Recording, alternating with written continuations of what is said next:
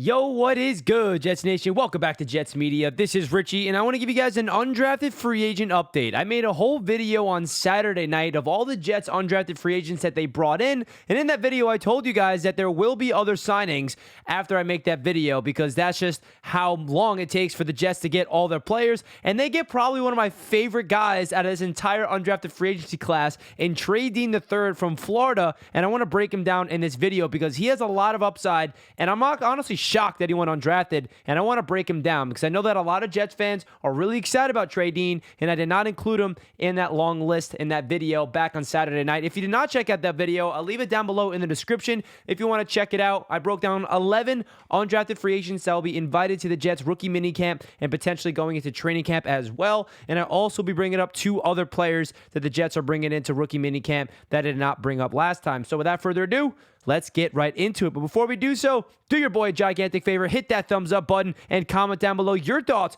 of our guy, Trey Dean III. I want to get your guys' thoughts down below if you guys know familiar with this game and if you expect him to make this roster, because I know that the safety position is definitely a position of need in this Jets fan base. So let's get right into it. Trey Dean III, 5 years at Florida with the Gators. Now, a lot of people are shocked that he went undrafted. Some people had him as high as going in the 4th round.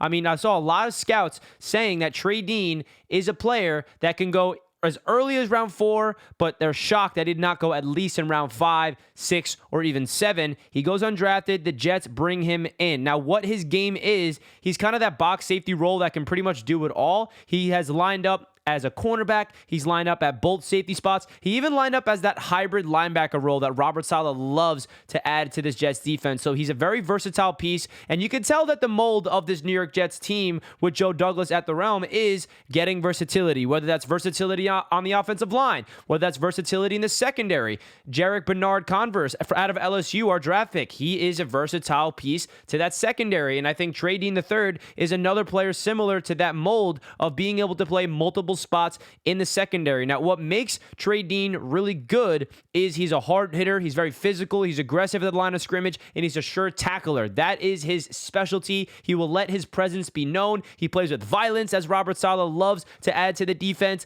His coverage is not as great, but he can match up well against running backs. He can line up well against tight ends and wide receivers in the slot, but man-to-man coverage, he is a little grabby. He does tend to, that's not his expertise, is man coverage, but he can match up physically and go toe-to-toe, especially with the development and the coaching of the New York Jets head NFL coaches. I really think that this is a really good move for the New York Jets to bring in Trey Dean III, because the safety position is kind of up in the air. We saw last year we got an undrafted free agent gem in Tony Adams. We'll see if he makes an impact this season, maybe compete for a starting spot. But if you look at the roster, Chuck Clark we brought in as a trade. We brought Jordan Whitehead is still here, Ashton Davis, Tony Adams, Will Parks. You add Trey Dean. We also got another undrafted free agent as well in Waters from Texas Tech. So the Jets are really loading up this safety room to really get a lot of competition and depth, but this is a player that I think has a chance to make the 53-man roster because of how physical he is and also because of how experienced he is. I mean, 259 total tackles in his career in college,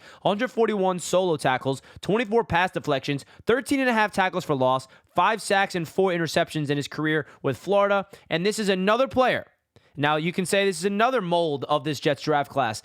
I think the reason why he fell out of the draft class is because he was dealing with a hip injury, and he was telling people at the combine that he's still dealing with an injury in his hip, might need surgery. So he's someone that is dealing with an injury right now, and that's probably why nobody wanted to sacrifice one of their draft picks on Trey Dean III. But the Jets said, you know what? It's worth the risk. Let's bring him into the building, and let's get him here as an undrafted free agent. If he can get healthy, could be a really good steal. The Jets find a lot of value in undrafted free agency. Like I said, last year with Tony Adams, you can throw in Bam Knight. Bryce Huff is one. Javelin Guidry's not in the Jets anymore, but he provided good impact on this team for a couple years. Lamar Jackson, the DB. Lawrence Cager. I'm just naming a couple guys that you guys are familiar with to remind you that the Jets love their undrafted free agents. Other guys that the Jets brought in that I did not mention in the last video, Derek Langford from Washington State. He's a 6'3", 200-pound cornerback, so he provides length to that that spot for rookie minicamp. And then an interior offensive lineman named Brent Lang from UMD Athletics. And now he's another team captain, going to provide depth at that interior offensive line spot. Don't expect him to make the team or anything, but he's going to be at camp, so that's definitely something to keep in mind. So yeah, guys, let me know your thoughts. I just want to make this quick video to break down Trey Dean III because I think this could be one of the steals of the undrafted free agency pool just from the perspective of all the guys they brought in undrafted free agency. So let me know your thoughts down below in the comment section, guys. I think Trey Dean has a lot of upside, and I'm excited to see what he does come training camp. Hit that thumbs up button if you guys enjoyed, and I'll catch you next time. Peace.